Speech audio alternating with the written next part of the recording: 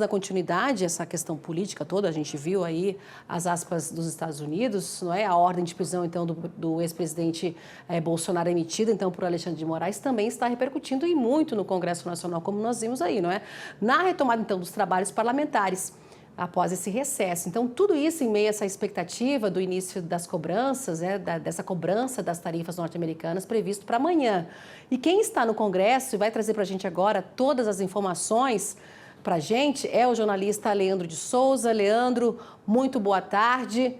Fala para a gente, então, por favor, Leandro, como é que está a movimentação aí neste momento? Olá, Simone, uma ótima tarde para você, para a Ana Amélia também que está conosco e para todo mundo que nos acompanha. Quem está vendo aqui atrás de mim, está vendo agora, neste momento, um ambiente um pouco mais distensionado, na medida em que a noite está chegando e também há a expectativa da chegada do presidente da Câmara, deputado Hugo Motta, aqui para, de alguma maneira, tentar resolver o impasse que foi gerado a partir da decisão tomada no dia de ontem, já no início da noite, pelo ministro do Supremo Tribunal Federal, Alexandre de Moraes, de determinar a prisão domiciliar do ex-presidente da República, Jair Bolsonaro. Ainda ontem, os parlamentares de oposição e simpatizantes protestaram em várias cidades. Aqui em Brasília era esperado, de fato, que se fizesse aqui algum tipo de movimentação. Já havia promessa durante o recesso parlamentar, quando então o ministro Alexandre de Moraes determinou que fosse colocado uma tornozeleira eletrônica no ex-presidente da República, por ele ter descumprido algumas medidas determinadas por Alexandre de Moraes 2 semanas atrás. Houve então esse embate a partir da decisão de Donald Trump de anunciar as sobretaxas de 50% e depois 40% sobre os produtos brasileiros. Depois houve um recuo aí perto de 700 produtos brasileiros, mas foram mantidos em boa parte, mais de 50% da pauta de exportação brasileira a sobretaxa, que vai acabar impactando na economia brasileira. Claro que isso tudo acabou desarranjando e era esperado que movimentos e manifestações ocorressem no dia de hoje. Ainda pela manhã, a oposição, sobretudo o PL, se reuniu na frente aqui do Congresso Nacional, sob um sol, numa seca bastante forte aqui em Brasília, que castigou bastante os próprios parlamentares que sentiram muito o calor pela manhã, mas eles foram muito claros em relação às decisões que iriam tomar. Não aceitavam a decisão que foi tomada pelo ministro do Supremo Tribunal Federal, Alexandre de Moraes, com relação ao ex-presidente da República. Afirmaram que vão partir para a obstrução física, e é exatamente isso que aconteceu. Deputados, aqui no plenário da Câmara dos Deputados, ocuparam a mesa diretora, colocaram esparadrapos com a palavra censura sobre a boca e simplesmente não se afastaram do lugar, impedindo que ocorresse a sessão. É normal que haja a obstrução regimental, ou seja, dispositivos que estão dentro do regimento, que são utilizados pelos deputados, pelos partidos políticos que são contrários às matérias que estão tramitando aqui no Congresso Nacional, se usam então esses artifícios que são regimentais. Agora, a obstrução física com a ocupação do plenário, isso raras vezes se viu. Os que hoje são governistas já fizeram sim a obstrução ali no plenário, física também, por ocasião, por exemplo, da votação do impeachment da ex-presidente Dilma Rousseff. A oposição diz que toma essa atitude de forma legítima, porque entende que o Estado de Direito, o direito de defesa do ex-presidente está sendo atropelado pelo Supremo Tribunal Federal, e essa decisão ela foi de obstruir a pauta, de obstruir o plenário, ela foi tomada para levar o presidente da Câmara, o deputado Hugo Motta, a colocar em votação o projeto que trata da anistia das pessoas que foram condenadas pelos atos antidemocráticos do dia 8 de janeiro de 2023. Entre eles, está para ser julgado o ex-presidente Jair Bolsonaro, que naturalmente seria beneficiado com essa decisão. O vice-presidente da Câmara dos Deputados, que é do PL, Altineu Cortes, ele já disse que quando assumir a presidência vai colocar essa matéria em votação a despeito de o presidente da Câmara, Hugo Motta, concordar ou não.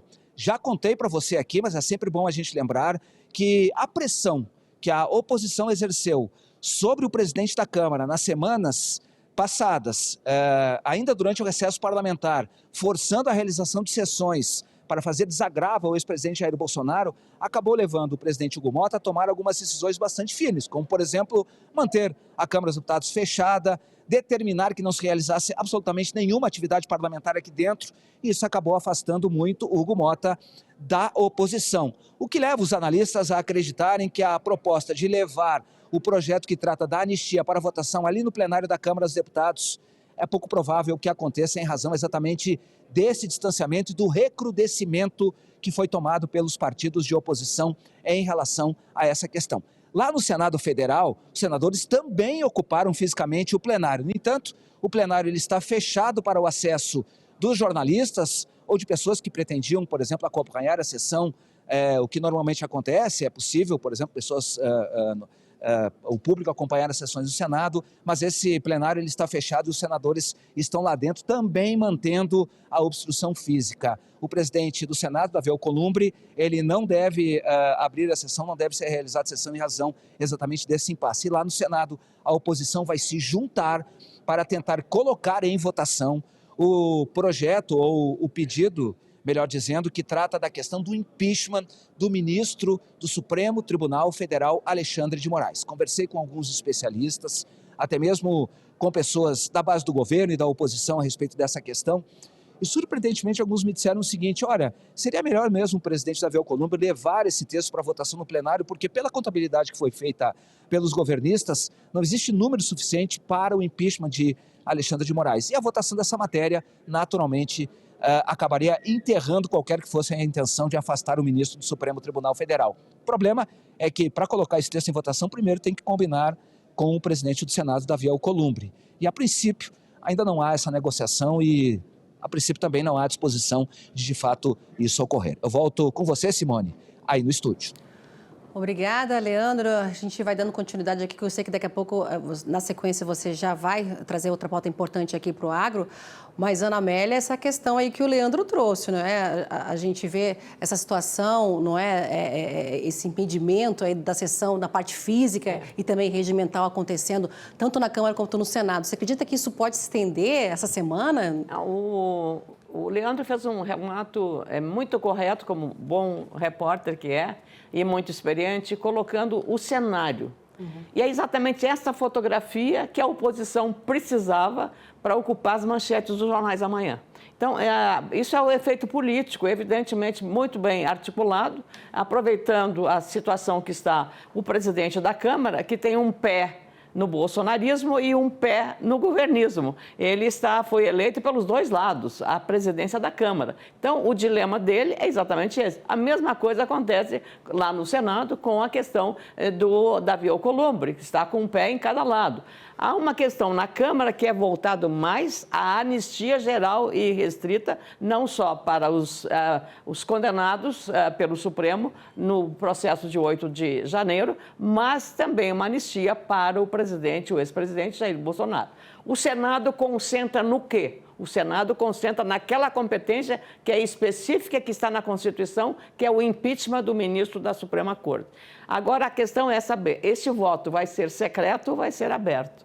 E aí é exatamente que está o nó da questão. Essa não é uma questão pacífica por conta das questões e da crise institucional, que assim como nos 200 anos de relação bilateral, foi a primeira vez que houve um canetaço do presidente aplicando uma sobretaxa de 50% sobre as exportações brasileiras, também, se houver isso no Senado Federal, será a primeira vez na história da Constituição brasileira em que o Senado Federal exerce a sua prerrogativa e aplica uma sanção, que é o impeachment do ministro da Suprema Corte. Ele, que, aliás, o Senado é a casa que escolhe os ministros da Suprema Corte pelo voto. São sabatinados, indicados pelo presidente, são sabatinados na CCJ, a Comissão de Constituição e Justiça, e lembro bem que a mais longa sabatina foi precisamente de Edson Fachin, lá do Paraná, que também teve uma sessão que durou 17 longas horas, ininterruptas para a sabatina dele. Então, também o próprio Alexandre de Moraes, indicado pelo ex-presidente Michel Temer,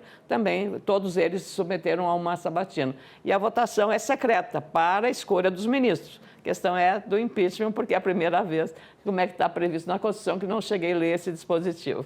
Pois é, de um lado a gente vê aí a pauta da oposição à anistia, não é, na Câmara, no Senado, pedindo aí o impeachment do Moraes, do presidente do STF, do ministro do STF, Alexandre de Moraes, ou seja, essa é a pauta que o Leandro sempre está trazendo para a gente aqui em Ele relação... está presidindo a comissão específica do 8 de janeiro. Exatamente. A presidência está com o Roberto Barroso, o ministro. Agora, Ana, você acredita que a gente viu aí esse cenário todo que o Leandro trouxe para a gente? Você acredita que essa semana vai ser ainda de obstrução física ou até regimental dessas pautas prioritárias que a gente sabe barulho, que tem? Vai ter barulho.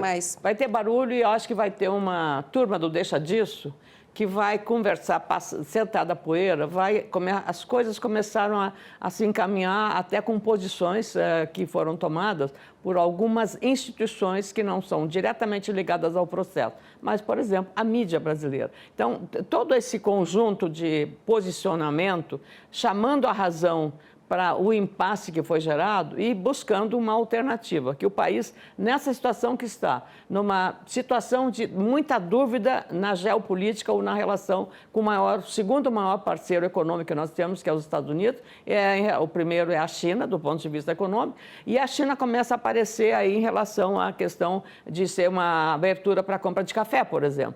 E agora também essa questão levantada pelo Fernando Haddad, da questão dos minérios raros, das reservas dos nossos recursos, que são muito essenciais hoje, especialmente na área de tecnológica. Então, pode estar abrindo aí uma porta, uma janelinha, para você fazer o entendimento. E buscar espaço, como está fazendo o vice-presidente Geraldo Alckmin, na União Europeia, em outros mercados asiáticos, para colocar essa produção e também no mercado interno. O ministro Fávaro ali estava falando nessa reunião com o ministro Alckmin sobre como vai conduzir para buscar uma desova do estoque de carne, uma desova do estoque de pescados, das frutas também, para não haver um prejuízo a esses setores que trabalharam tanto, não é, Simone? E na hora de ver o produto no exterior fazendo sucesso, como fazem os nossos produtos, o mel lá do Piauí, é você encontrar um mercado, uma forma de saída para essa negociação. Rapidamente, antes de eu chamar o Leandro novamente, Ana, você disse que, né, na tua análise, que os presidentes da Câmara e Senado, cada um está com um pezinho em cada lado, não é?